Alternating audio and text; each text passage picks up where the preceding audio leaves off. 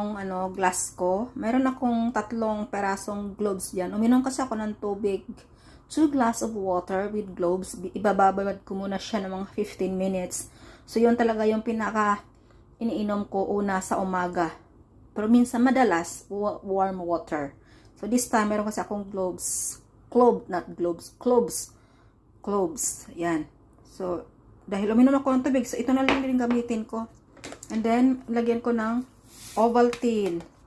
And then, naglagay ako ng 2 scoop of Anlin milk. Ayan. Meron din pala akong cloves na powder. Pwede mo siyang lagyan. Konting-konti lang. Basta konting parang a pinch of cloves lang. Konting-konti. Kasi hindi rin kasi maganda kung sobrang madami. Hindi rin maganda. And para lagyan ko siya ng malamig.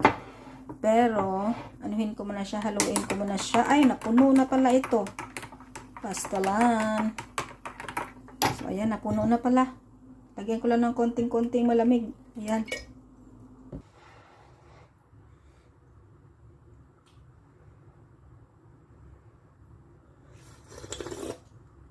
Init. Sarap.